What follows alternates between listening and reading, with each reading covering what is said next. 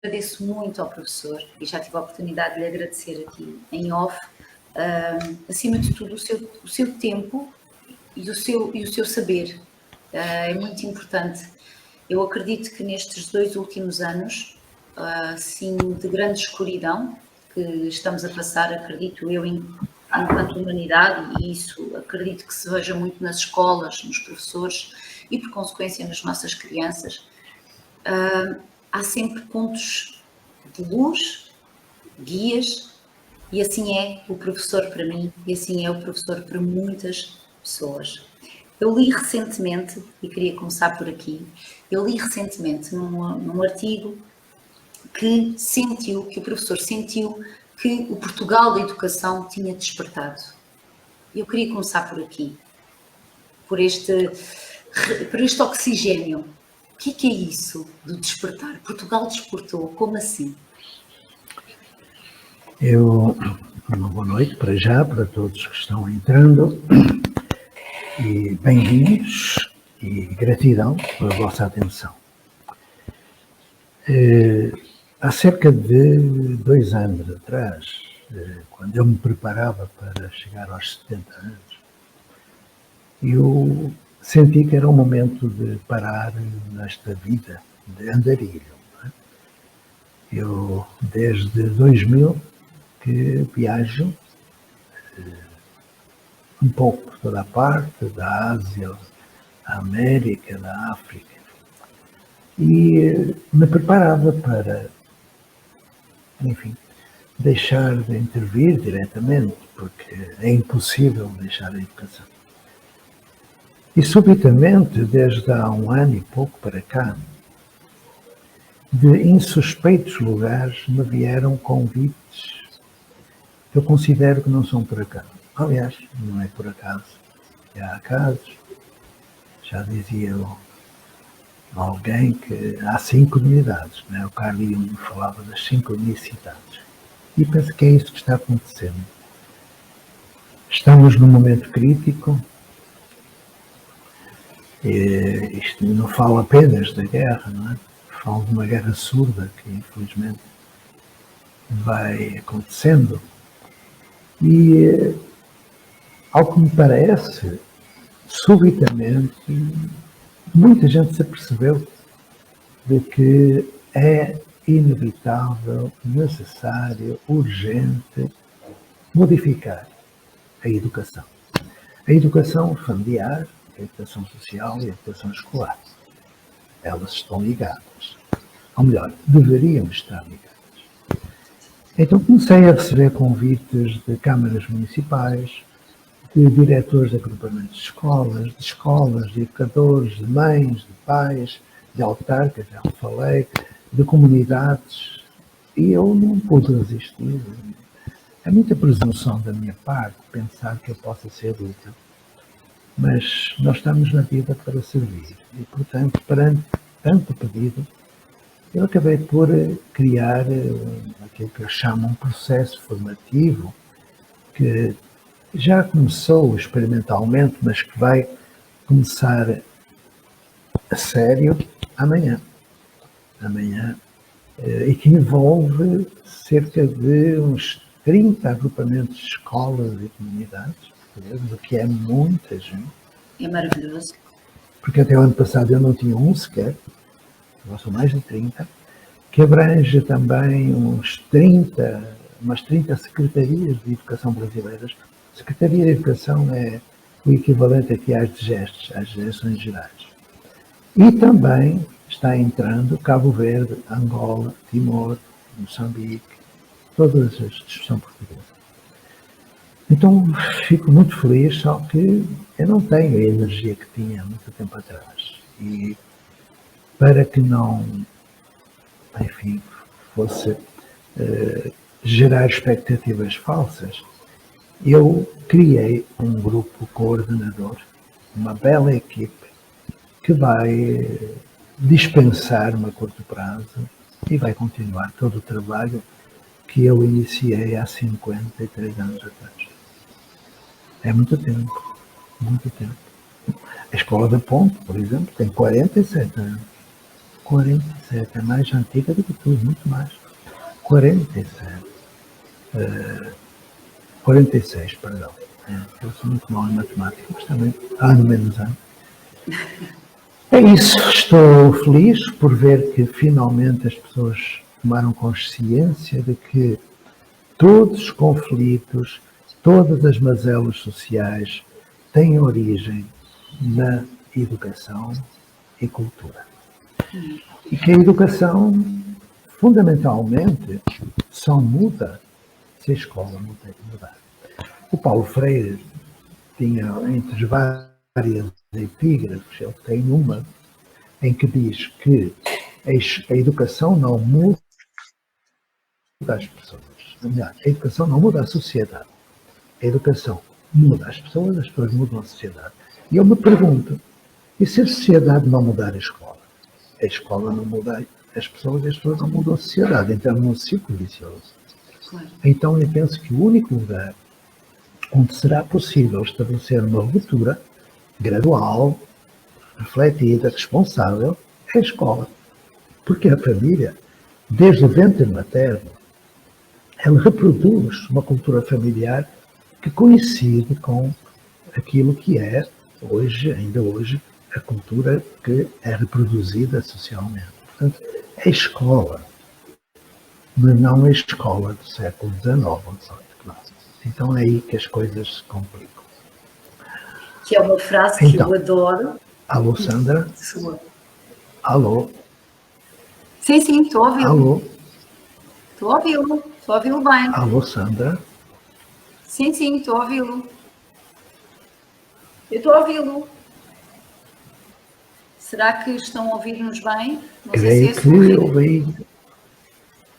É capaz de haver oscilações de rede, talvez. E então? Está-me a ouvir bem? Alguma pergunta por aí? Sim. É uma das frases. Estou a ouvir o teu som entrecortado. Não sei se é. Está? Sim, meu Deus. diz. É uma das frases que eu não só integro em mim, mas também consigo senti-la nas minhas filhas e digo-as às minhas filhas muitas vezes, quando o professor diz: temos alunos do século XXI como professores do século XX a trabalhar no século XIX. E isto eu acho que ficou mais visível quando o mundo colapsou com a pandemia, quando tivemos que nos fechar em casa, quando sentimos claramente, nós pais, de uma forma mais presente, que não estava a resultar. Muitos de nós já sentíamos, mas eu acredito que esta verdade, e nestas verdades que o professor fala há tantos anos, foram mais expostas agora. Eu acredito que Portugal despertou porque o professor deixou muitas sementes em cada um de nós. E queria dizer isto a viva voz. Portanto, não deixamos sair, porque é muito importante, neste momento de transição, ou neste momento do despertar, de abertura, que nos guie, essa estrela guia. Há uma das coisas que eu admiro muito em si, que é a sua escuta. Porque enquanto o professor escuta, parece que já dá as respostas só de escutar. Como é que se aprende a fazer isso? Como eu te dizia há pouco, houve aqui um período em que eu não consegui escutar o que tu disseste, mas quando tu falaste da pandemia, a partir daí eu ouvi e atentamente. E aquilo que me é dado perceber é que os deuses conspiram a nosso favor. Para além desses pedidos todos que eu recebi, e eu não me julgo competente para os satisfazer, eu gosto mais de aprender do que de ensinar, gosto mais de escutar do que de falar, falo muito. É que nós temos hoje, talvez por acaso ou talvez não, um ministro da Educação que eu considero adequado ao cargo. Pela primeira vez, aliás, já tivemos um outro, mas não vou falar de nomes. Temos um secretário de Estado que eu conheço muitíssimo bem. Convivi com ele, sei quem ele é. Então, eu espero que esses dois personagens da história política do nosso país, que têm 4 anos de tranquilidade, numa maioria absoluta, não deixem perder a oportunidade. E que oportunidade é essa? Quando, no início da pandemia, eu recebia apelos de professores que não conseguiam contato com os seus alunos, eu me perguntava o que é que se passa. O que acontecia é que esses professores, como quaisquer outros, são pessoas conscientes, responsáveis, que amam e respeitam os seus alunos. E estavam angustiados, que não conseguiam chegar. Então, porquê é que fui possuído por uma perplexidade sem limite? É que naqueles projetos que eu acompanhava, nada se interrompeu. Eu continuei em contato com todos os jovens. Porquê? Porque eu não dou aula. Há 40 e muitos anos que não dou aula. Porque eu não faço planificação de aula, porque é inútil. Ao invés de eu estar a preparar projetos para os outros, eu construo projetos com os outros. Ao invés de eu estar a fazer planificação de uma aula, eu ensino o outro a planificar a sua vida, a saber gerir o seu tempo, os recursos, a saber trabalhar em equipa, a saber escutar, a desenvolver senso crítico para não acreditar em fake news. Ao invés de dar aula, eu construo com eles roteiros de estudo, no contexto dos quais eles fazem pesquisa, numa tripla dimensão curricular, partindo da informação para o conhecimento e partilhando o conhecimento e desenvolvendo competências. Isto está nos livros há 100 anos. Quando me dizem, e a Escola da Ponte? A Escola da Ponte está muito atrasada. Ela foi precursora. Foi a primeira escola no mundo, isso hoje já sei, a primeira no mundo a passar o centro do professor para o centro do aluno. Foi a primeira que concretizou Maria Montessori, Claparede, John Dewey, Freinet, Steiner, Waldorf. Foi, porque mesmo as escolas Waldorf não fazem isso. Tem aula dirigida pelo professor, tem auditoria, tem tudo o resto que eu respeito, e nós adaptamos tudo o que era do Rudolf Steiner. Portanto, aquilo que me surpreendeu foi que as coisas ainda estivessem no século XIX. E, portanto, mesmo a aula à distância serve para nada. O abandono intelectual continua a existir. O que é lamentável quando nós temos uma produção teórica que já nos fala do paradigma da comunicação. Ou seja, o centro hoje já nem é o aluno. Protagonismo, juvenismo, empreendedorismo, autonomia do aluno, já não é. É o sujeito da aprendizagem no contexto de uma comunidade. É a comunicação. É Seymour Papert, é Zimmer, é Castro, Paulo Freire, Lauro de Oliveira Lima, Agostinho da Silva, toda essa gente. Como é que se consegue chegar ao ano 2022 com práticas de 1890? E práticas da primeira Revolução Industrial do século XIX. É inadmissível. Então, essa transição foi feita numa escola portuguesa. Só que, ao fim de uns 30 anos, eu me cansei de ver tentativas de destruição dessa escola. Foram muitas. E quando nós celebramos o primeiro contrato de autonomia do mundo da educação, uma escola pública com o Estado, quando o Presidente da República me ofereceu uma comenda de ordem de gestão pública, que eu entreguei na ponta, porque o projeto é coletivo, não fui eu que fiz, somos muitos, alguns já faleceram, então eu fui-me embora. O que aconteceu? Eu andei por umas dezenas de países falando de quê? Da escola, projeto da Escola da Ponte. Depois, criamos na América do Sul uma coisa chamada Projeto Âncora. Foi considerada uma das 10 melhores escolas do mundo em 2014. Depois, uma escola aberta de São Paulo, que hoje é extraordinária em termos de atualização científica e legal. Eu tenho mais de 100 livros escritos em 12 países, em 10 línguas. Repara bem, até em búlgaro e islandês. Tem tradução em inglês, francês, até em... Nenhum está publicado em Portugal. Por que será? É incrível. Por que será? Diz-me, por favor.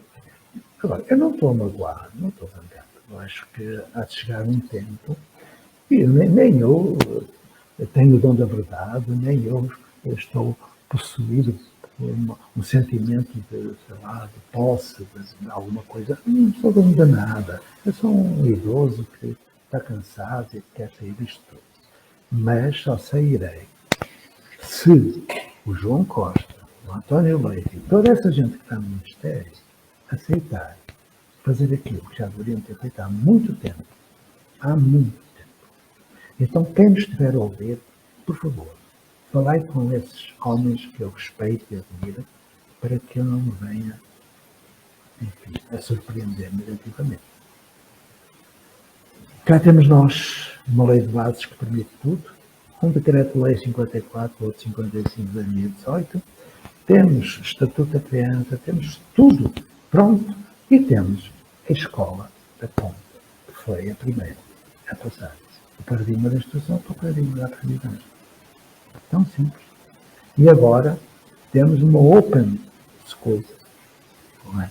Temos uma open learning school, que é, portanto, para os estratos sociais mais abastados, também uma solução. Porque tudo o que está por aí, em termos de escola particular, é um equilíbrio. Eles reproduzem um modelo, embora tenham mais computadores. Eu respeito muito, eu colaboro, mas fala-se de comunidades de aprendizagem, inovação, metodologias ativas. Nada disso acontece nessas escolas. Absolutamente nada. Eu tenho pena de estar a falar assim, mas eu não sou hipócrita. Nem sou politicamente correto, já nem tenho idade para ser politicamente correto. Então, eu sou ignorante de muitas coisas. Eu sou. Mas há coisas que eu sei e fiz. Essa é a diferença. E, portanto, talvez incomode algumas pessoas. Espero que em breve percebam que é incontornável essa mudança. É necessária e é possível. Já foi feita. Exatamente. O professor fala muito neste rasgar, não é? Neste rasgar da educação. E rasgar dói, traz alguma dor, não é? Traz alguma... é preciso coragem para rasgar. O que eu sinto muitas vezes nas escolas, a escola até pode ter um ideal, mas depois é preciso pessoas para pôr em prática esse ideal. É preciso pessoas que vibrem, que sintam, que praticam esse ideal. O percurso das minhas filhas sempre foi numa pedagogia Waldorf e, portanto, a mais velha tem 18 anos, há 18 anos que eu pratico este estar numa escola Waldorf e é muito interessante, professor, que chegou um momento em que elas quiseram sair, que disseram basta, isto não serve para mim. É tão interessante ouvir isto de uma criança, porque de facto há muita... embora se falam nos ideais, na natureza, na ligação ao todo, mas depois praticam-se aulas, parece que a base é a mesma, só o florescer, põem-se umas purpurinas para disfarçar. E a minha pergunta é, como é que podemos ajudar os professores? Porque sentimos que Portugal tem um novo despertar, eu também sinto isso. Como é que podemos ajudar os professores a saírem do lugar da vítima, a saírem do lugar de que o outro é que é o responsável, é o governo, são os políticos, é o diretor da escola. Como é que podemos pôr esta gente, e eu sei que o professor fala com essa verdade nua e crua, e precisamos disto para acordar, como é que pomos esta gente ligadas ao que há mais importante e mais sagrado, que é a relação? Exatamente o que o professor disse, a relação. Como é que podemos fazer isto? Cuidando dos professores, estabelecendo vínculos afetivos, emocionais, estéticos, éticos, e, sem fazer de criança cobaia, tomar uma decisão ética. Foi isso que aconteceu há 50 mil anos, quando eu me apercebi de que o modo como eu trabalhava, com aula, com turma, com tudo isso, não dava garantia de educação a todos. E se não dava garantia de educação a todos, o modo como eu trabalhava, eu não poderia continuar a trabalhar desse modo. Então, quando eu falo que está a começar, ou a começar um processo formativo que vai originar grandes transformações, porque vai, é porque eu acredito nessas pessoas que estão envolvidas, esses agrupamentos de escolas e autarquias, porque eles tomaram uma decisão. Vão lentamente, não é de um dia para o outro, e uma escola não muda toda ao mesmo tempo. Mudam aqueles que tomam consciência, ou seja, e que com coragem, porque não basta amar o aluno, é preciso coragem de mudar. Porque amor sem coragem, eu penso que não vai longe, infelizmente. Então, só que há várias perguntas que nós temos de fazer a nós mesmos, que são, porque é que nós aprendemos? Se nós fizermos 7 perguntas, chegamos ao momento em que tomamos a decisão. Porquê é que uma criança aprende a andar ou a falar? Quando é que ela aprende? Quando entra na escola? Não. Ela aprende no ventre materno. A partir dos 5 meses, quando os primeiros neurônios espelhos surgem, aos 7 meses aprende o ritmo da fala dentro do útero e por aí vai. Quando é que ela aprende? Desde o útero até à morte. Terceira pergunta. Onde aprende? Em qualquer lugar. No útero, na internet, nos livros, na biblioteca, na igreja, na natureza e nos outros, que são livros abertos. Porquê, onde e quando? A quarta pergunta. O que é que se deve aprender? As fórmulas químicas? Alguém se lembra das fórmulas químicas? Raiz quadrada? Alguém sabe fazer a raiz quadrada? Alguém precisou da raiz quadrada durante a sua vida? Nunca encontrei. Essas não são aprendizagens essenciais. Aprendizagens essenciais é aprender a fazer, o aprender a aprender, o aprender a conviver e o aprender a ser. São os 4 pilares da educação. Ou seja, aprender a comer para não haver obesidade mórbida, aprender a cultivar a natureza para que não haja abstinência.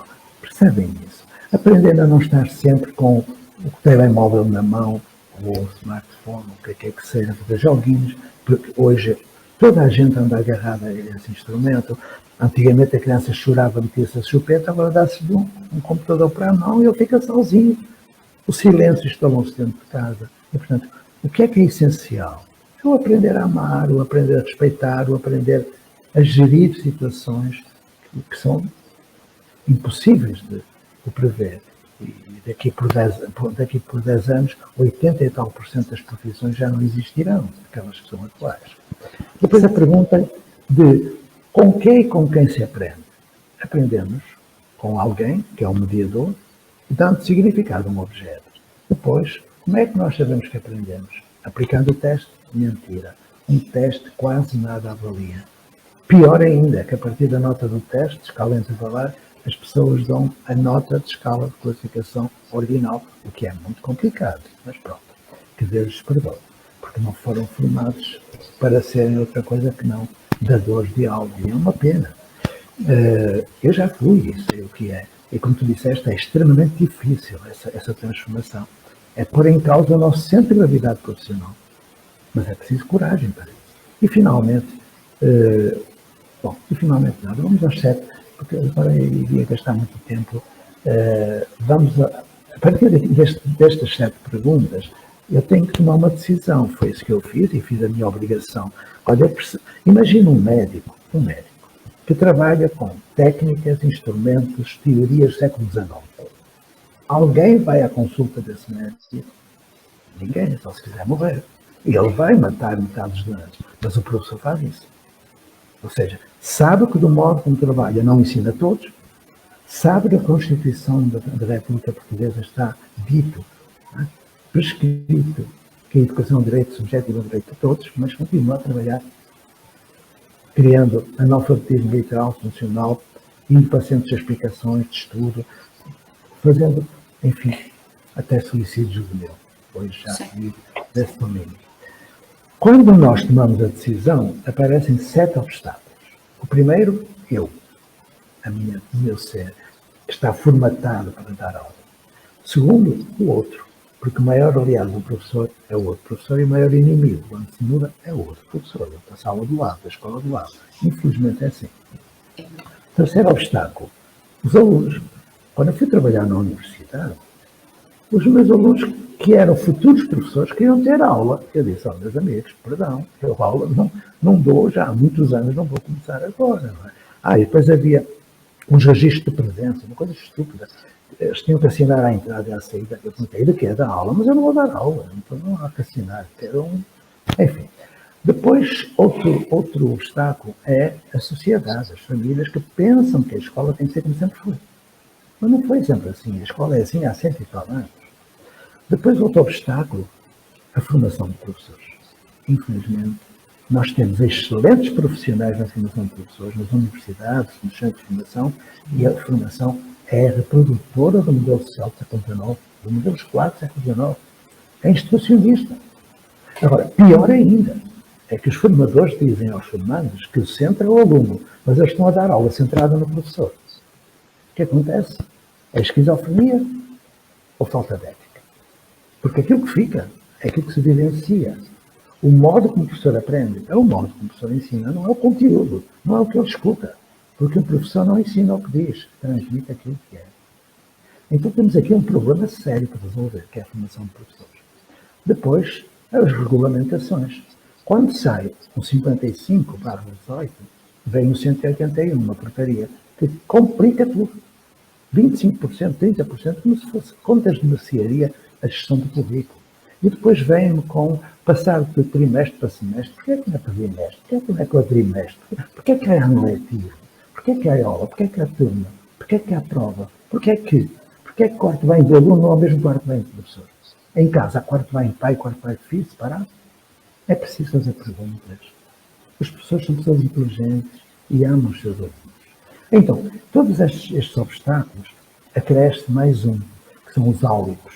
Áulicos são aqueles que sabem muito mais que eu, de teoria, que teorizam as teorias de alguém que teorizou, que escrevem muitos livros, vão aos congressos, dizem tudo, nunca puseram os pés no chão da escola, ou então se puseram, foi fazer aula, e depois estão mancomunados com os burocratas para manter tudo igual. Eu sei que estou a dizer coisas horrorosas, mas necessárias. Se eu estiver errado, contigo. Agora, há 7 perguntas, 7 obstáculos e 7 soluções. Claro.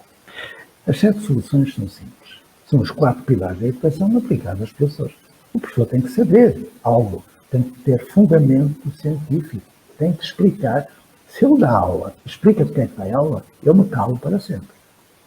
Depois tem que aprender a fazer algo diferente que conduza a que todos aprendam e sejam felizes.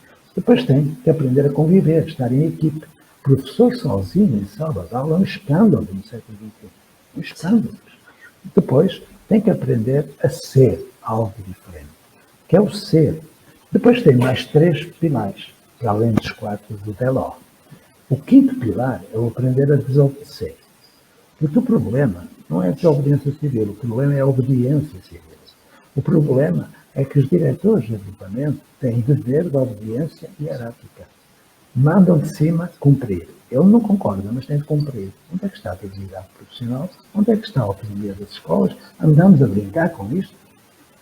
Eu tenho pena dos diretores de escolas conscientes, porque eles são obrigados a fazer, têm dever de obediência hierárquica, têm de obedecer. Depois, o 6º pilar, aprender a desaprender ou reaprender. É preciso ter a humildade suficiente para fazer esse exercício de revisão. E o 7º pilar, aprender a desaparecer. É nesse que eu estou, no dom do desapego, porque eu não faço falta nenhuma, eu sou muito chato, sou insuportável, e, portanto, eu não quero que as pessoas fiquem zangadas comigo, e mais tarde ou mais cedo, mais um ano, eu vou dar lugar a quem sabe, a quem faz, e me vou retirar para aprender a morrer, que também é preciso. E eu li uma frase sua que até me emocionei quando eu li, que dizia, que lhe perguntavam se a sua chama nunca acabava, essa chama, esse fogo, e que o professor respondeu que um dia iria morrer no chão de uma escola, no chão da escola. Eu achei isso uma missão, é o servir de que estamos aqui a falar. Eu senti de servir. Desculpa estar sempre a falar do eu, mas falaste no eu tenho que dizer algo. Quando eu comecei na Ponte, Eu fui para a Ponte no mesmo mês em que nasceu o meu filho André, que hoje é diretor de agrupamento e professor de matemática. Eu fui viver para a Vila das Aves. A gente tem que estar lá, tem que viver aquilo, no chão da escola, tem que viver e morrer no chão da escola. Depois, quando fui fazer o projeto Âncora, comprei uma casinha junto ao projeto Âncora e fui para lá. Depois, quando eu voltei a Portugal, que estou agora aqui há quase um ano, eu vou comprar uma casinha e vou mover no chão da escola numa vilazinha do interior de Portugal, Pampilhosa da Serra. Vou mover aqui e feliz, porque estou entre crianças. Neste momento estamos a acolher crianças ucranianas, chorosas, sofridas, mães desesperadas. Estou aqui, elas estão aqui, a 10 metros de mim, neste momento. Neste momento estão aqui. Vão-se deitar agora, mas durante o dia tem sido, sobretudo da parte da Cleo, que tem estado com eles, um trabalho maravilhoso. Temos autarcas fantásticos aqui, na Pampilhosa da Serra. Temos professores maravilhosos e, portanto, estou no interior que o Ministério da Educação há 30 anos desertificou, quando mandou fechar as escolas com menos de 20 alunos. O que aconteceu foi que as aldeias hoje não têm crianças e os velhos estão num asilo no centro da vila. Não se faz isso. Agora vai tudo mudar, porque vai haver crianças nas aldeias, olharem o meu dedo autoritário. Dentro de uns 10 anos haverá muita criança nas aldeias. Algumas eventualmente serão ucranianas também, mas serão portugueses, com certeza, ou outros quaisquer que queiram vir para cá. Já agora fica o convite. Quem quiser vir viver para Pampilhosa da Serra, faça favor, porque aqui vai acontecer aquilo que é inédito, ou seja, inovação. E eu preciso de alguém que me substitua, que já estou com pouca serventia. Eu posso deixar o meu e-mail para quem quiser vir para cá? Posso deixar? Pode, com certeza. Então pronto. O meu e-mail é este. É tudo letras pequeninas, tá bom? Para quem quiser escrever. J. Pacheco. J. Pacheco,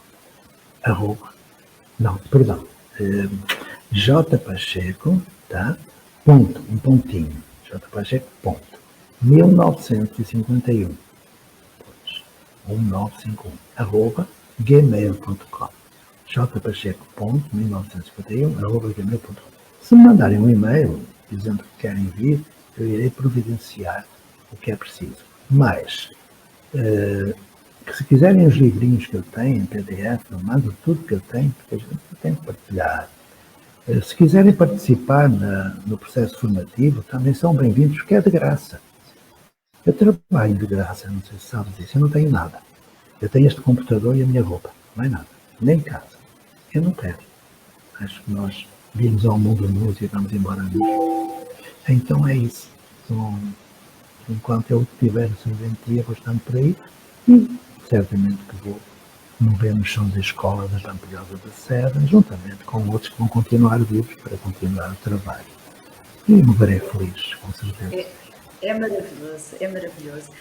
Falou aí numa parte que se vê tanto agora, e especialmente nas escolas privadas, talvez, que é aquela questão de colocarmos a palavra inovação, quando vamos ver, não é inovação coisa nenhuma, as próprias crianças não sabem o que é inovar, confundem inovar com mudar, são duas coisas diferentes, e o professor explica isso muito bem. Eu gostaria que nos ajudasse a entender melhor a diferença entre o que é realmente inovação e a mudança. E se a mudança também traz revolução, ou se só a inovação traz a revolução? Sabes que eu não gosto muito da palavra revolução, porque a revolução, os sólidos, é voltar ao mesmo lugar, não é? E eu fui um operacional de Abril, portanto deveria estar muito grato à palavra, mas eu gosto mais de evolução. Evolução. Gradual.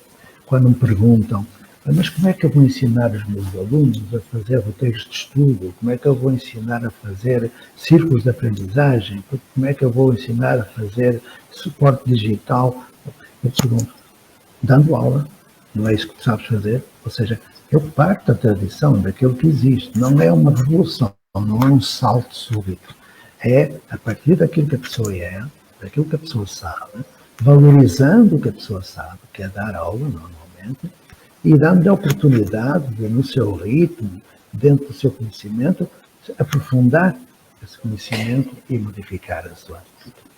Quanto à palavra inovação, efetivamente, ela foi assimilada, sobretudo por grandes empresas, ou pelo menos empresas com grande suporte, até internacional, e foi completamente deturpada. Eu escrevi um livro sobre isso. O livro tem por título Inovar é assumir um... Esse é português, mas eu escrevi um no estrangeiro sobre inovação. E eu tenho uma proposta de 5 grandes princípios, porque quando eu escrevo teoria, eu nunca a escrevo. Eu primeiro pratico-a. Ou seja, testo a teoria para ver se ela funciona, porque teoria sem prática não vale a pena. E prática sem teoria também não. Então, há 5 grandes princípios para criar uma ideia, uma definição do conceito de inovação. Conceito e prática. Ela tem que ser inédita.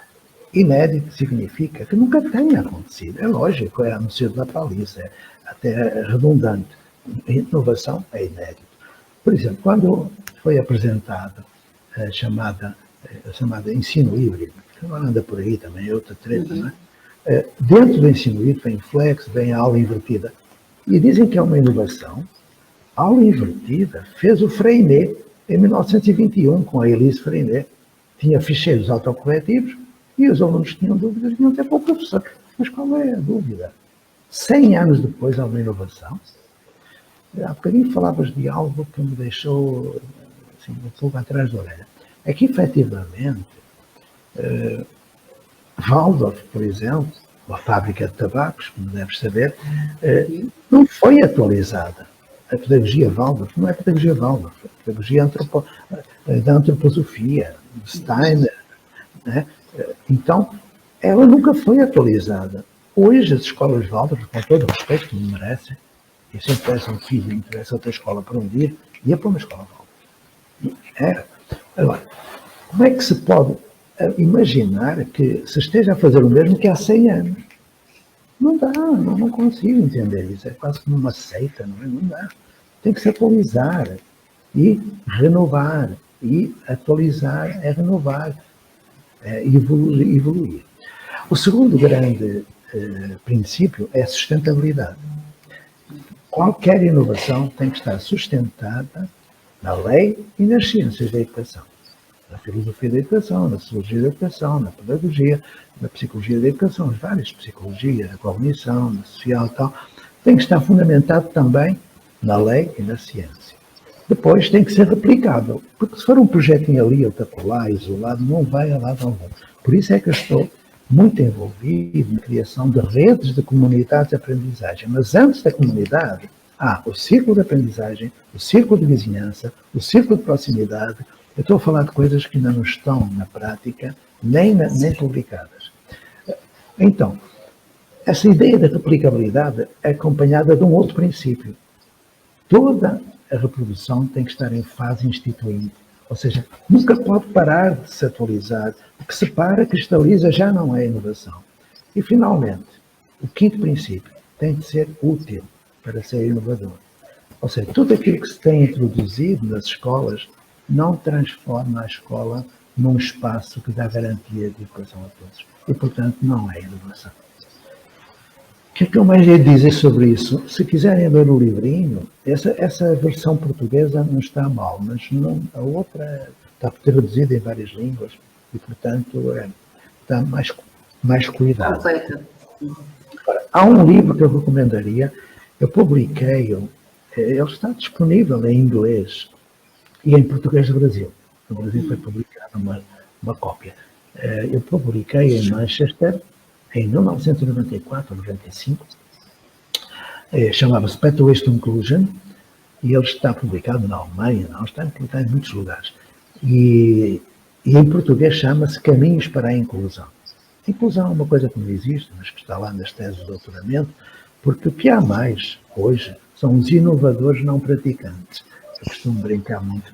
São inovadores não praticantes, ou seja, por exemplo, o ensino híbrido, eu estava nos Estados Unidos quando surgiu essa tendência. E me fez lembrar quando eu estava muito envolvido no movimento da escola moderna.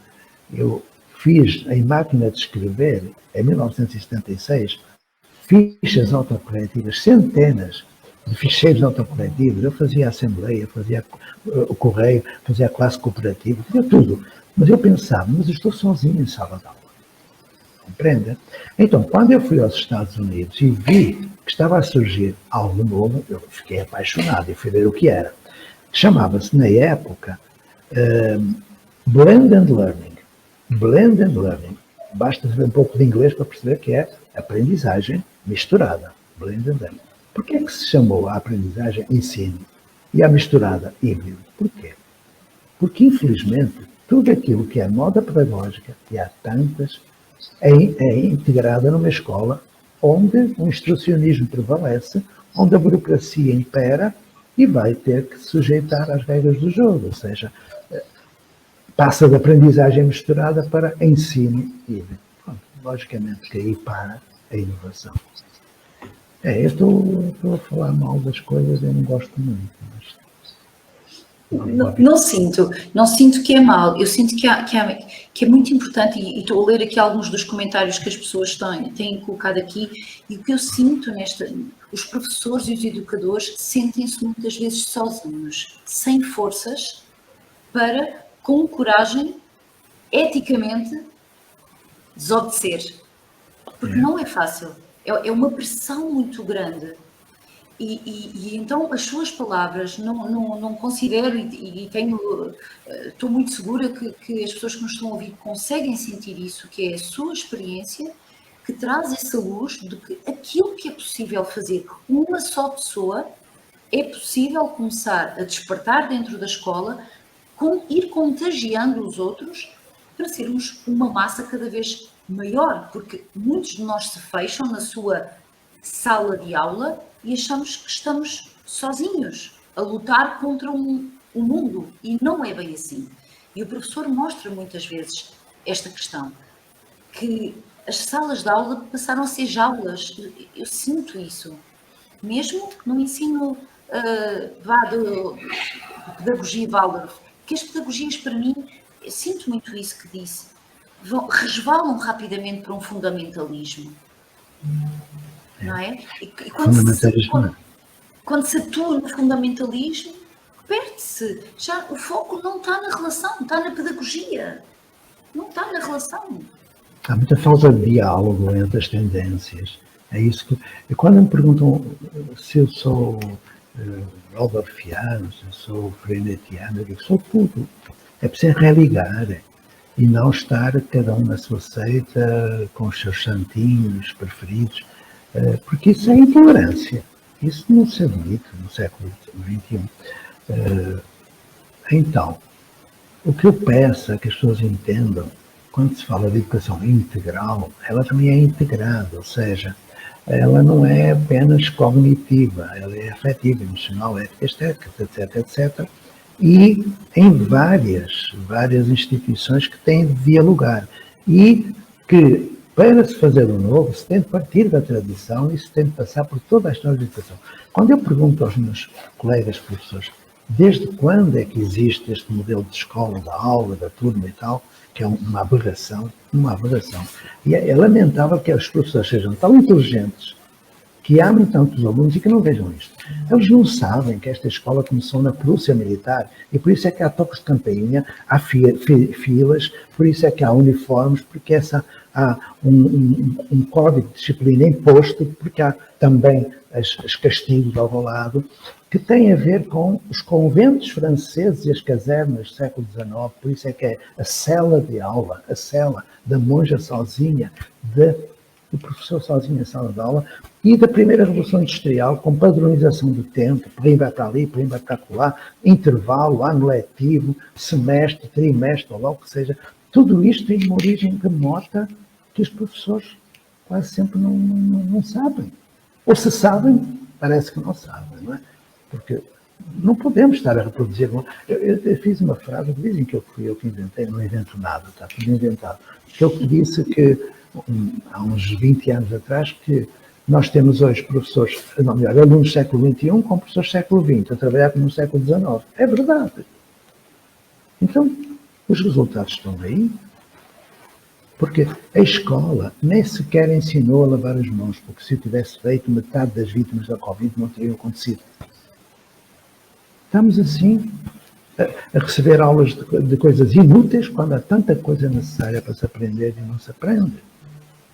Não é? Eu faço muitas perguntas.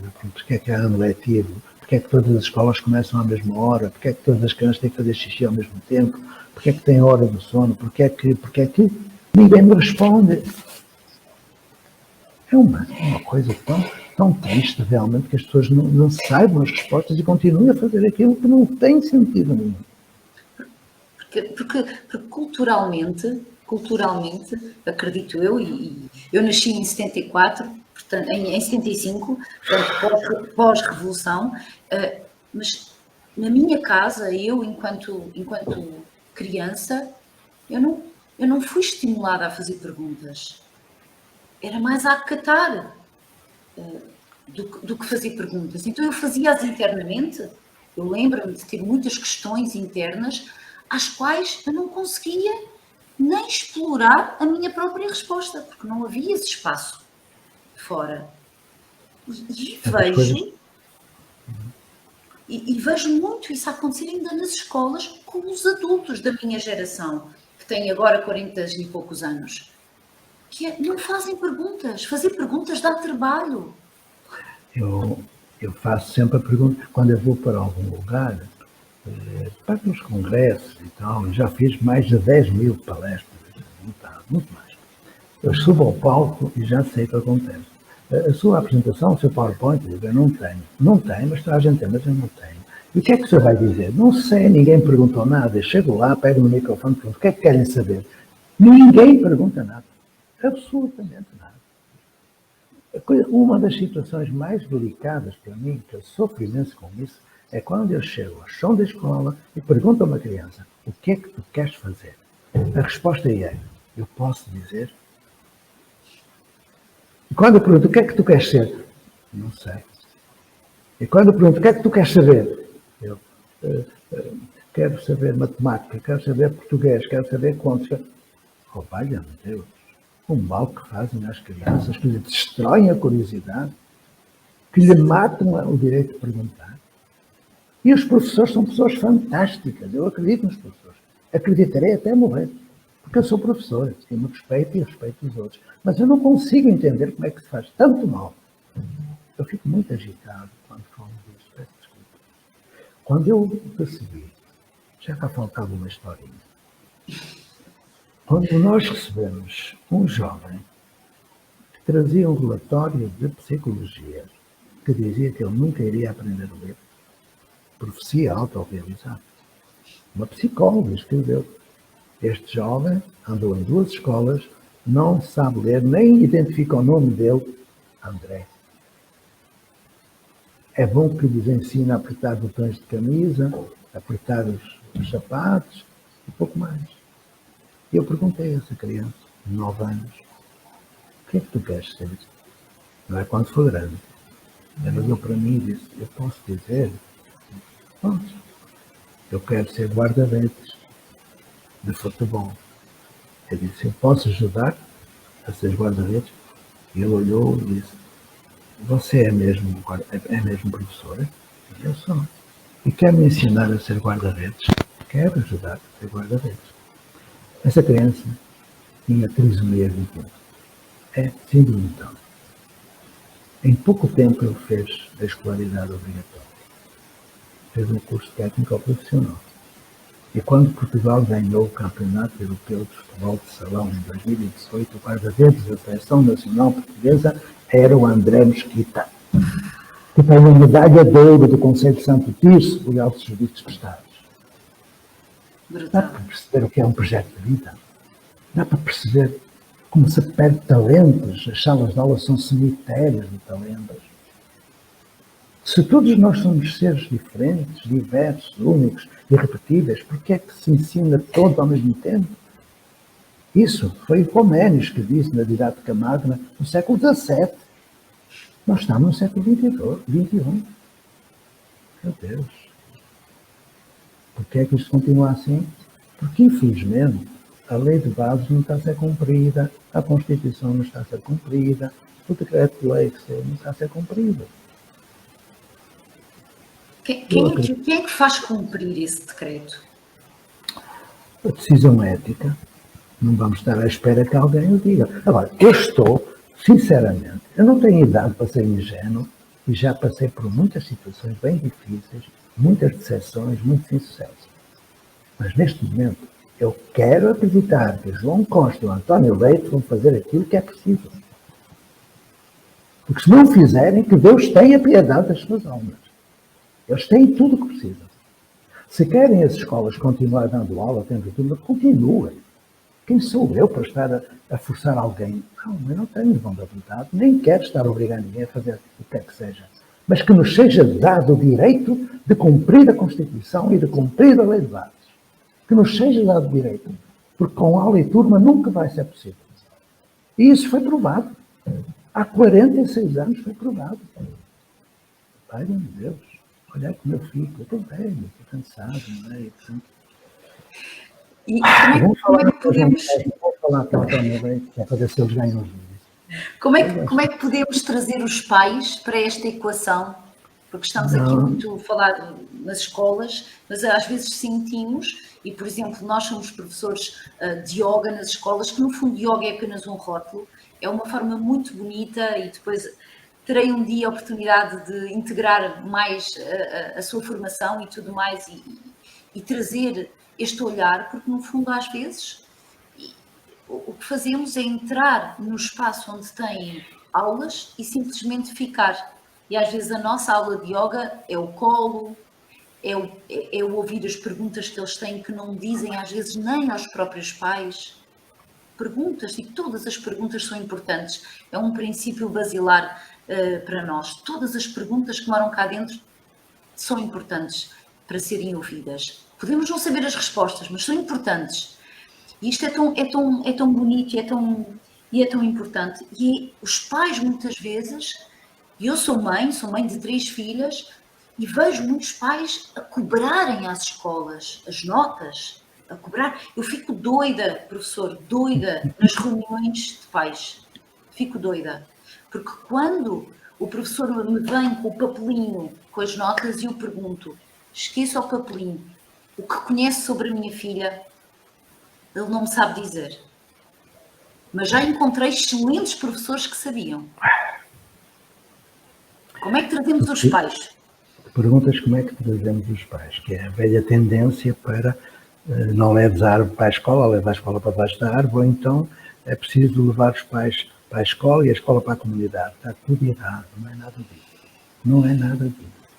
Até porque levarem os pais todos para dentro da escola não cabem, não é? E levar a escola para a comunidade, enfim.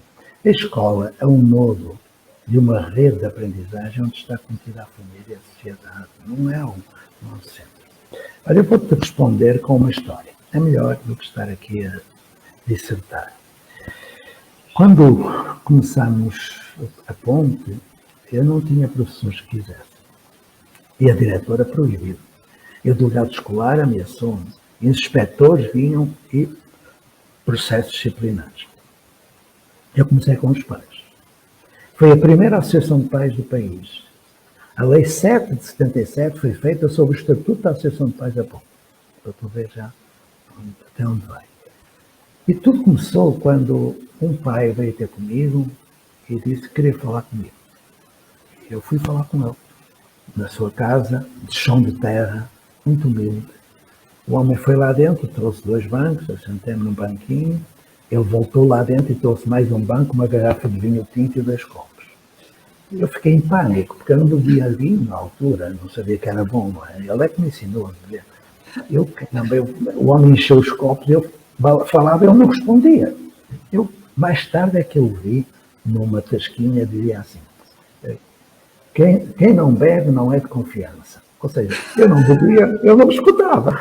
Aí eu disse, bom, há qualquer coisa aqui de errado. Aí eu comecei a beber, só que foi o primeiro copo, foi o segundo, e ele começou a falar, mas eu depois já nem eu ouvi a minha voz assim, completamente bêbado. Falei com ele falou comigo, enfim. Mas no dia seguinte estavam lá os pais, à minha espera, quando eu cheguei à escola.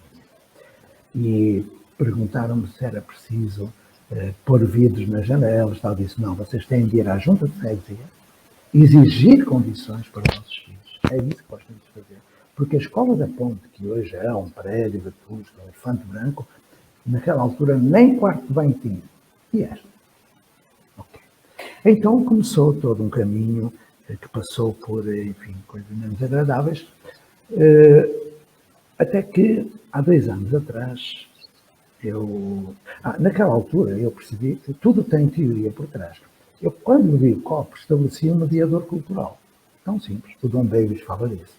Quando eu fiquei bêbado, eu deixei de falar daquelas palavras que os pais não entendem, paradigma, currículo e tal. Eu falava linguagem de gente, ou seja, o Basil Bernstein fala disso, na Sociologia da Educação, na linguística. Portanto, eu não sabia, mas havia. Eu só soube que a Escola da Ponte tinha teoria quando fui fazer a licenciatura em Ciências da Educação, em que eu dizia, mas isto nós fazemos há muitos anos, ninguém acreditava.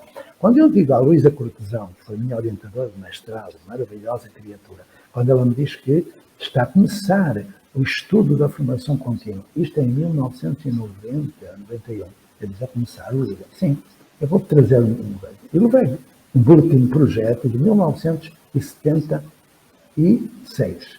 E a capa dizia o que foi e será a formação contínua de professores. Ela não sabia que 20 anos antes já nós falávamos isso e fazíamos isso. Bom, mas 20 anos, 30 anos, 40 anos depois, eu me lembrei de uma situação muito interessante, que foi o pai, foi à ponte e disse, eu vou tirar a minha filha daqui. Mas porquê? Porque a minha vida é um inferno. Mas porquê? Porque, olha, professor, antigamente, antes da minha filha vir para cá, ela na outra escola não aprendia nada. Aqui aprendeu tudo rapidamente. Mas agora, repare, antigamente eu chegava à casa, cansado do trabalho, pegava numa cervejinha, sentava-me no sofá, ligava à televisão e via o futebol. Agora não. Se eu vou direto para a poltrona, a minha filha diz, pai, a mãe não é criada, vai lá para a cozinha, ajuda a fazer o jantar, o pai pôr a mesa, sai do quarto de banho, se eu me esqueço de desligar a luz ou fechar a tomada, olha, ontem não desta descarga, deixaste a água correr, olha a natureza. Então, é um inferno. Não tirou a filha da escola. E passados 45 anos, no dia que eu vim a Portugal, há 2 anos atrás, ele disse, olha, tenho que fazer uma confissão. Ele já está com 90 e tal anos. Tenho que fazer uma confissão. Mas que confissão? Vem cá, o que é que ele fez? Foi para a casa dele, que agora já não é chão de terra, uma garrafinha de vinho tinto, 2 copos, pamba. Ao fim de 2 garrafinhas conversamos, 45 anos depois.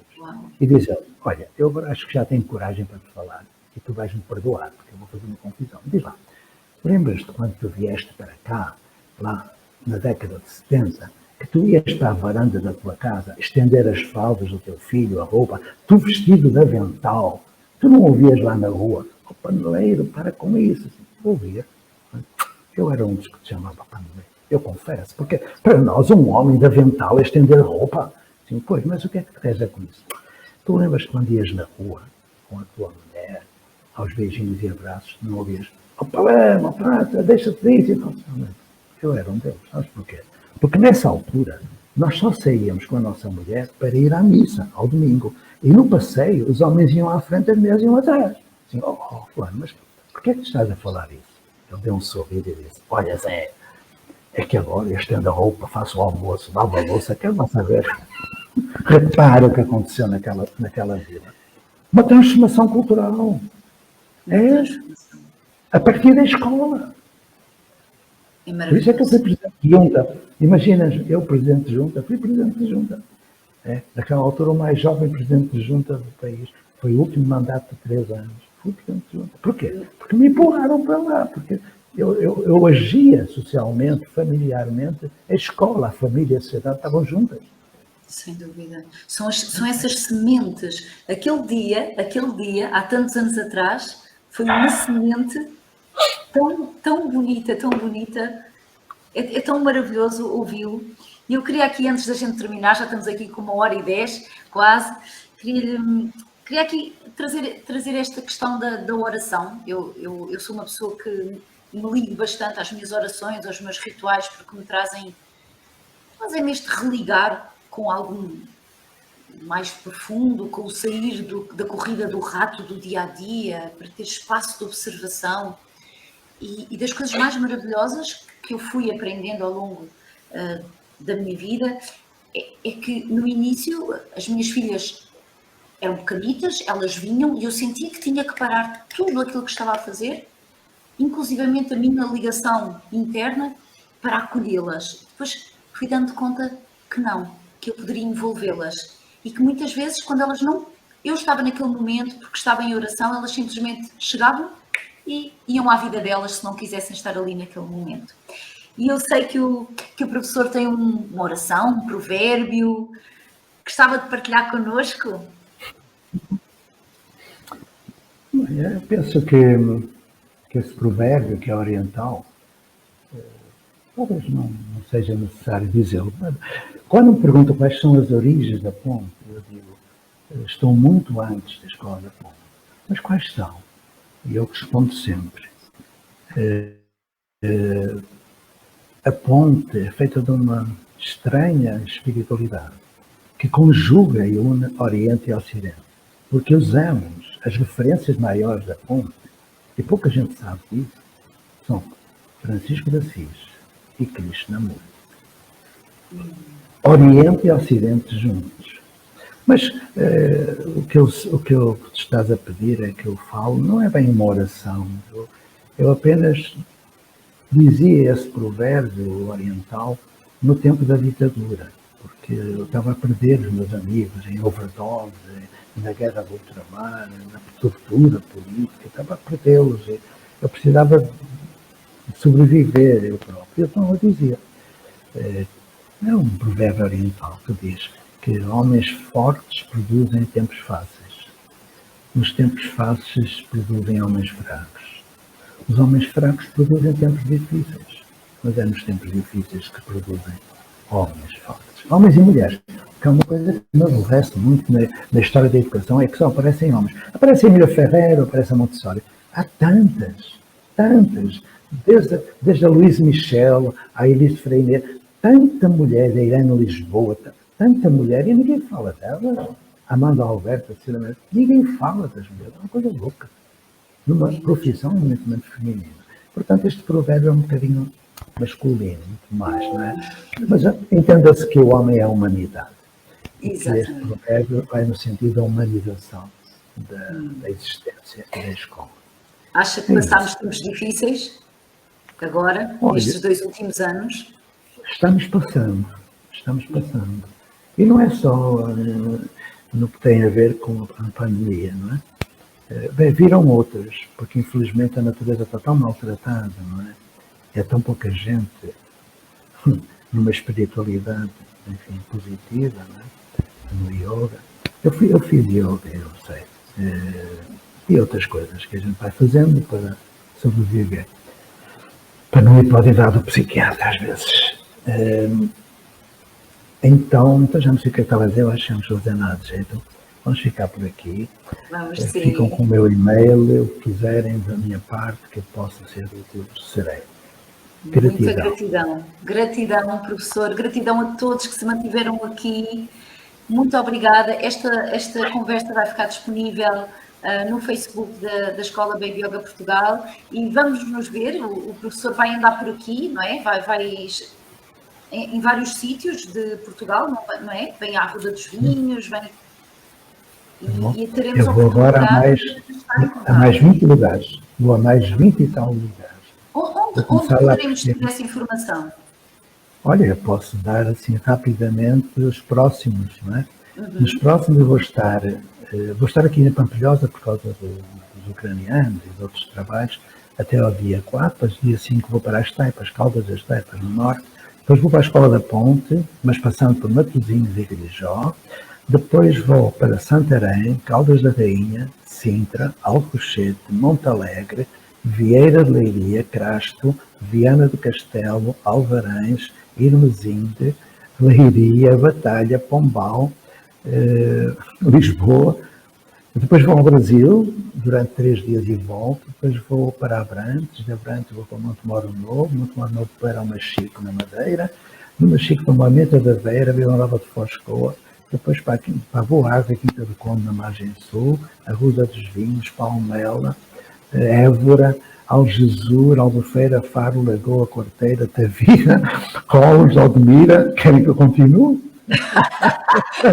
Maravilhoso, mas isso é maravilhoso. Como é que ainda pensa em parar? Mas vamos lá, nós vamos estar consigo. Onde houver gente que queira amar, compreender e ajudar crianças, eu estarei com eles. E nós estaremos consigo. Obrigada, professor. Muito obrigada por esta oportunidade. Um bem-aja e um até já. Obrigada. Até já. Tchau a todos. Obrigada.